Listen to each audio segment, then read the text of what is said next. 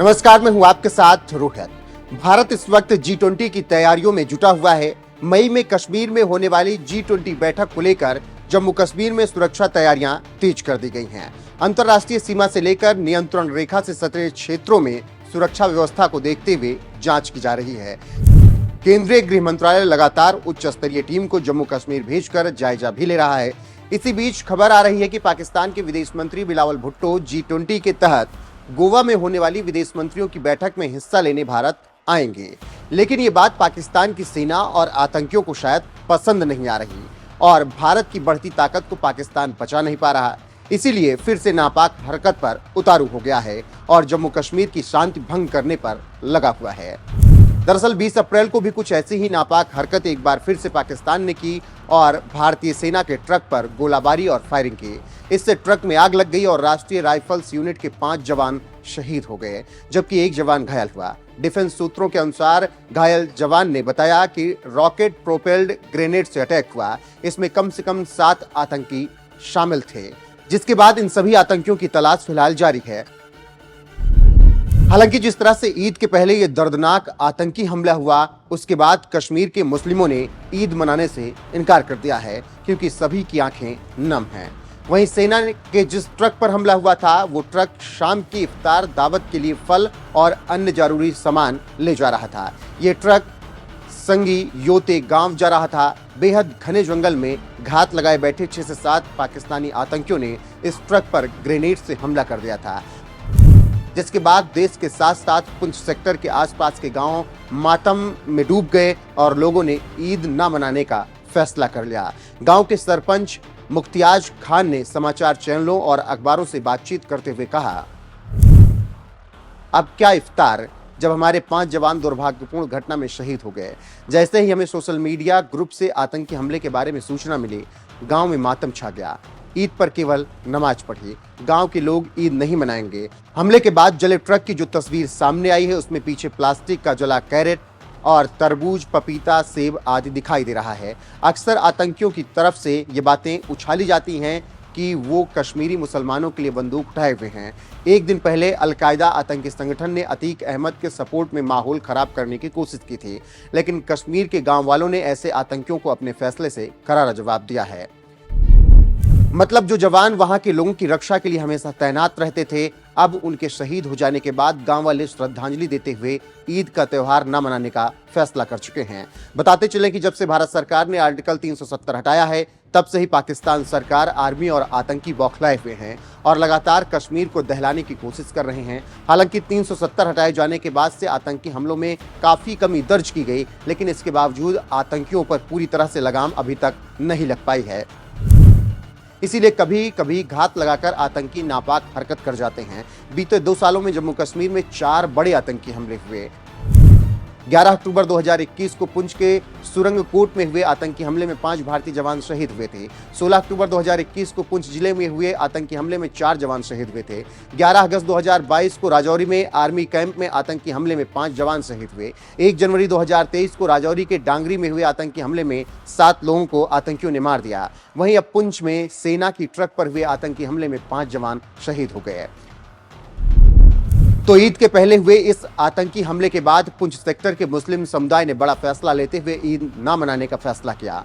वहीं शहीदों के पार्थिव शरीर को पूरे सम्मान के साथ उनके घर भेजा जा रहा है, जिसे देखकर परिजनों का रो रो कर बुरा हाल है।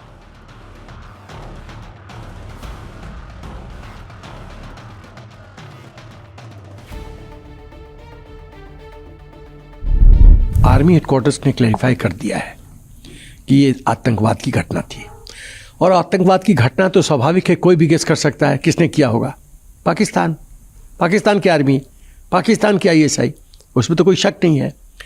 अब ISI ने इस समय को क्यों चुना है, इसको आपको G20 और SCO मीटिंग गोवा में जो हो रहा है, और G20 मीटिंग जो टूरिज्म कमेटी सब है, उसका जो श्रीनगर में मीटिंग है, उससे जोड़ना पड़ेगा।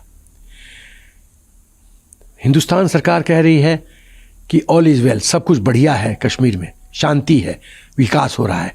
उसको वो झूठ साबित करना चाहते हैं, अशांति पैदा करके। तो ये पाकिस्तान के ISI स्पॉन्सर्ड ये एक्टिविटी है।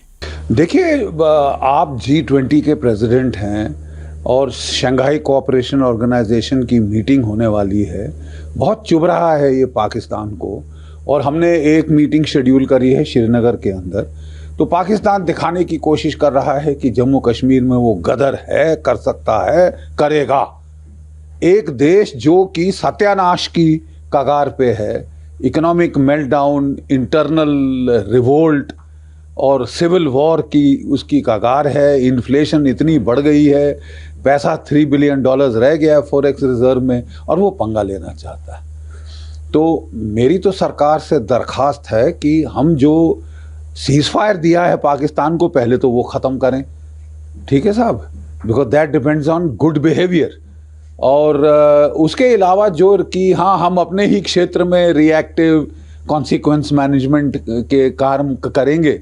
हमको बिल्कुल वही करना चाहिए जो हमने उड़ी के बाद किया, जो हमने पुलवामा के बाद किया। बालाकोट स्ट्राइक हुई, उड़ी सर्जिकल स्ट्राइक हुई, और पाकिस्तान ठंडा पड़ गया था। SOPs were violated. I have flown in that area for almost several years. This is one of the favorite infiltration routes. Pakistan succeeded in infiltrating through this area. They made use of the bad weather. Every time there is bad weather, there is fog, there is rain, such attacks are possible. If you recall, even Banna post in Siachen was captured when there was virtually a snowstorm on, and it was extreme foggy area, and we got the better of Pakistani at that point of time. Our troops are trained to deal with such a situation. Apparently the SOPs were violated, and they were not following the SOPs in the manner that they ought to have followed through, and we have apparently paid the price for it. It's very unfortunate and should have been avoided. This notwithstanding, now that this incident has taken place, I'm very certain the army and the paramilitary forces and the JK police know what to do. The entire area must have been cordoned off. Huge amount of search operation would have been already launched, and I'm very certain that they will not be allowed to exfiltrate, and sooner than later, within the next 24 hours or 48 hours, they will be taken to task and the terrorists will be eliminated. ਹੁਣ 2 ਮਹੀਨੇ ਹੋ ਗਏ ਛੁੱਟੀ ਆਏ ਨੂੰ, ਵਾਪਸ ਗਿਆ ਜੀ 2 ਮਹੀਨੇ ਤੇ ਭਰਤੀ ਹੋਈ ਨੂੰ 5 ਸਾਲ ਹੋ ਗਏ ਜੀ। ਛੁੱਟੀ ਆਇਆ ਕਿੰਨੇ ਦਿਨ ਰਿਹਾ ਫਿਰ ਇੱਥੇ ਤੁਹਾਡੇ ਕੋਲ? 28 ਦਿਨਾਂ ਦੀ ਛੁੱਟੀ ਆਇਆ ਸੀ ਜੀ। ਅੱਛਾ, ਹਾਂਜੀ, ਛੋਟਾ ਸੀ ਜੀ ਮੇਰੇ ਤੋਂ 2 ਸਾਲ ਛੋਟਾ ਸੀਗਾ ਜੀ। ਮੇਰੇ ਭਰਾ ਨੂੰ ਬੁਖਾਰ ਹੋ ਰਿਹਾ ਸੀ ਤੇ ਉਹ ਤਾਂ ਵੀ ਡਿਊਟੀ ਤੇ ਬੈਠਾ ਸੀ ਜੀ। ਸਰ ਲਾਸਟ ਗੱਲਬਾਤ ਹੀ ਕੱਲ ਹੋਈ ਹੈ ਜੀ ਸਾਡੀ, ਸਵੇਰ 8:30 ਵਜੇ। ਉਸ ਤੋਂ ਬਾਅਦ ਜੀ ਮੇਰੀ ਕੋਈ ਗੱਲ ਨਹੀਂ ਹੋਈ।